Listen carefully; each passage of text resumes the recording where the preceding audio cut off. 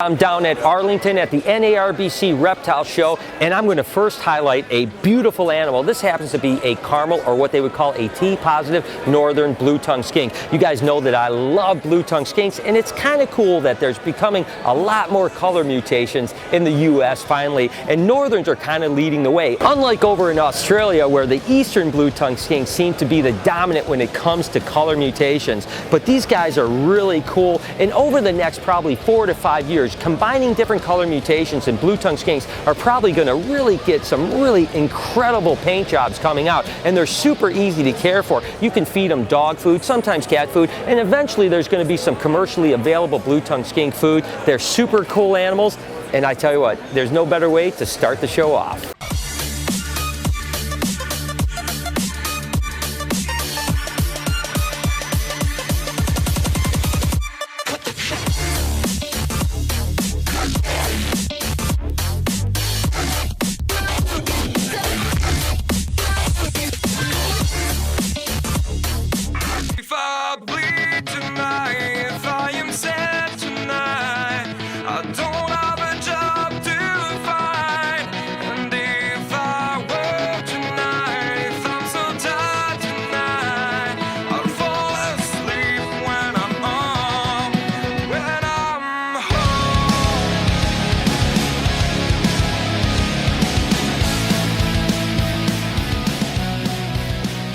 Every time I'm down here in Arlington, I have a guest host. Of course, Peyton has been with me many times. Every time I come, she gets a little taller, and pretty soon she's going to probably outgrow me. Regardless, I have here a water python. These guys are actually an Australian animal, and they actually, believe it or not, I've caught these down at Fog Dam. And on a good night at Fog Dam, you might catch anywhere from 15 to 20 little Liasis fuscus, and they are absolutely incredible. I think that there was a survey down there that said that there was as many as 100 for every acre of land over there. Is that crazy or what? There's a lot of these guys, and what's really interesting is that the babies in captivity are typically pretty bitey, but the wild-caught animals, I've never been bit by them one time, so that's pretty awesome. Regardless, these guys are really cool. What do you think about them? I like how they have a yellow belly and a black body instead of just a yellow belly or black body. I know, really cool, huh? Yes. That's cool. Peyton has a bunch of really cool snakes, so I think it's cool that she likes them. All right, so guys, every time I get a chance to either highlight a Galapagos Tortoise or a Galapagos Tortoise, I'm going to do it because I think they're some of the coolest animals on the planet. And Peyton, you know what's really cool about this? Do you have any idea how big this is going to get? No. No? It's going to get about 500 or 600 pounds. Is that crazy? And how old are you, Peyton? 7. She is 7 years old, and guess what, guys? This is going to live until her great-grandchildren are around, believe it or not. These Galapagos will literally live 150 plus years, but they're really personal. When it comes to tortoises, the thing that's really neat about this is just how friendly they are. Some tortoises, of course, they go into their shell and hide. These guys actually enjoy human interaction, and when they get bigger, they literally love it when you pet them on the head or just get underneath their chin. They're really cool animals, but again, when you have an animal like this, you definitely have to know that you're going to be caring for it for a long time. So Peyton, tell me a little bit, what do you think about this tortoise? I like it, but if you're a kid and you want to take care of one, I would think again. That is really good advice from Peyton. Probably not exactly a kid's pet, but they are really cool, and with a little help from your parents, I guess it would make a good pet.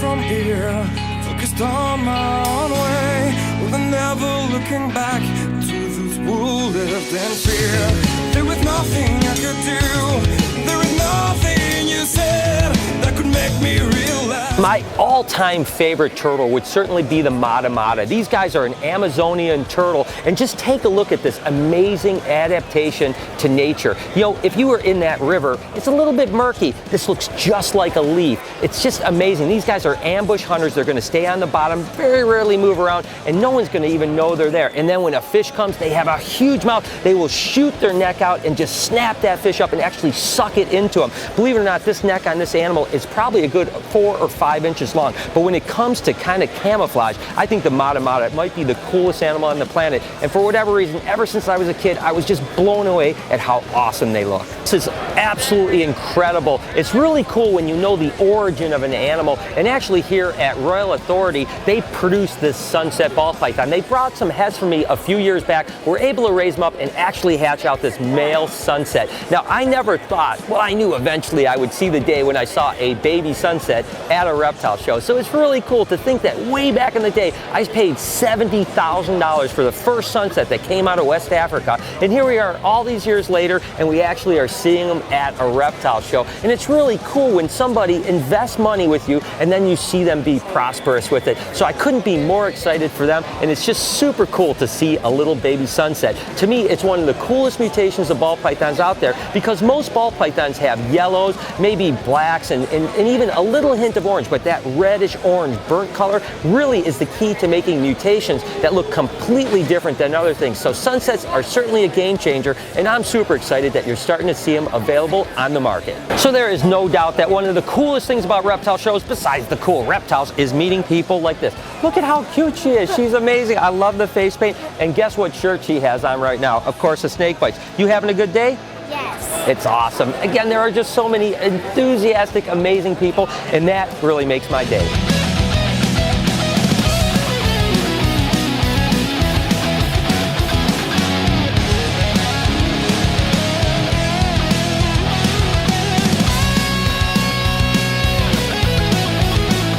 We've been walking around, and I asked Peyton to pick out a ball python because that's what she really loves. As a matter of fact, way back in the day, we did a little clip about banana ball pythons when they were still huge money, and she owned one, which was really awesome. So Peyton knows a lot about ball pythons, and she chose this one. Why did you choose this ball python? I like the way the color combinated.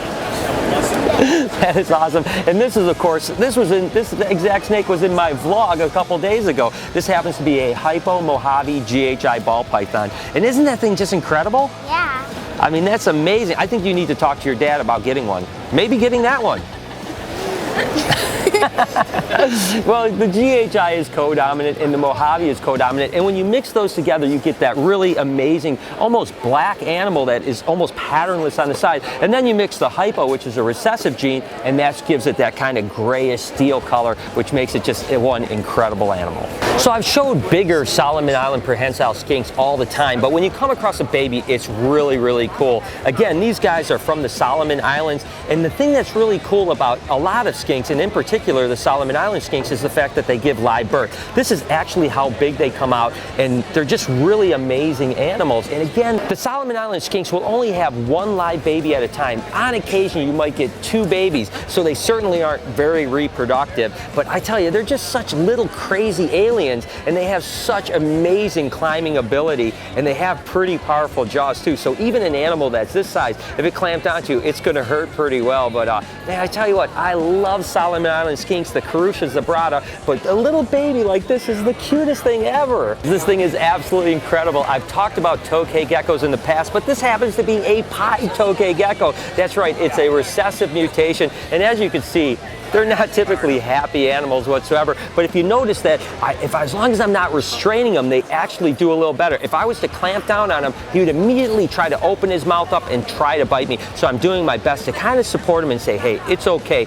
The fact is that Tokay geckos are typically blue with kind of a red or even pink polka dot, but the pieds are that beautiful white color with a little bit of patching, a pattern. That thing is absolutely incredible. And again, it's a recessive mutation, so it can be bred so that this paint job will eventually be available.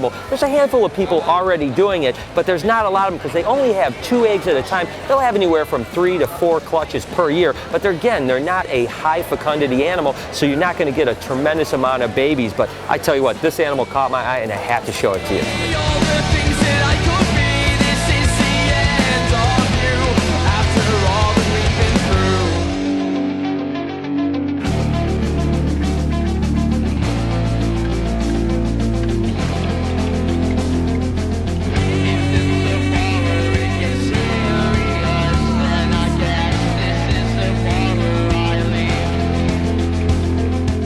Do you like chameleons? Yeah? Yeah, well, I've got a really special chameleon that I want to show you right now.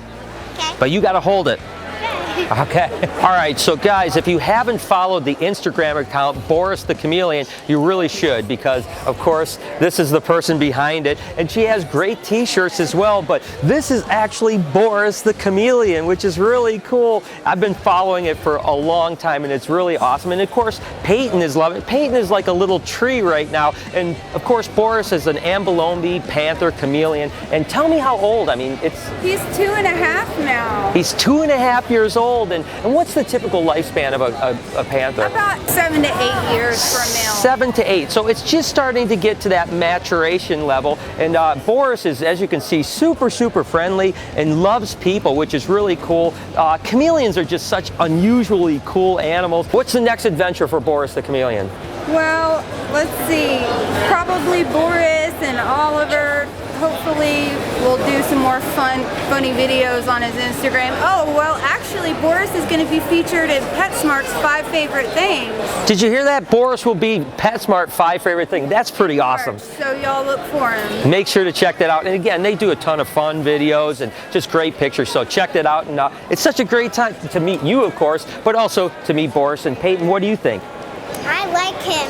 That's definitely a cool pet. You guys know that I am a huge fan of garter snakes, probably because when I was a kid, 3 and 4 years old, I spent every summer just catching garter snakes. But these wouldn't be the garter snakes that I caught back in Michigan. These are actually California red-sided garter snakes. And that's the thing that's interesting about the whole Thamnophis genus, is the fact that there's so many different species and they all look so incredibly different. But the red-sided and certainly the San Francisco blues are some of the most spectacular of the garter snakes. I mean, just take a look at that. It's almost like a turquoise color with red coming through. That's truly incredible. And the other thing that's interesting about the majority of garter snakes is the sexual dimorphism in size. Believe it or not, this is a 4-year-old adult female, and this one here you might think is much younger and maybe even still a baby, but believe it or not, this is an adult male that's almost 3 years. So these are both adults, so males get typically about 50% or less the size, and this little guy is plenty big to get the job done. But tell you what, garter snakes, they're so placid and so interesting.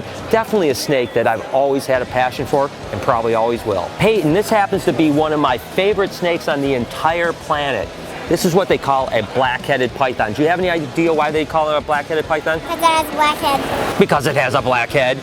These guys are from Australia, and they're closely related to the Woma python. That looks almost the exact same, but it doesn't have the black head. And really, this is all about thermoregulating. So basically what happens down in Australia is that these guys are going to crawl into a burrow, and they're going to stick their head out, and as the sun hits the head, it's going to warm the head up because of that black coloring, and then, of course, warms the entire body. Now, the black-headed pythons get slightly larger than the Woma pythons, probably about, I've seen blackheads as much as 9 foot, whereas typically Woma pythons, don't worry, it's not going to bite, I promise. These are super docile animals. The Woma pythons typically max out at about 5 to 6 foot, depending on western or eastern. But regardless, these are just really amazing animals, and again, they're native to Australia, and you guys know I love everything Australia. Do you like this one? Yes.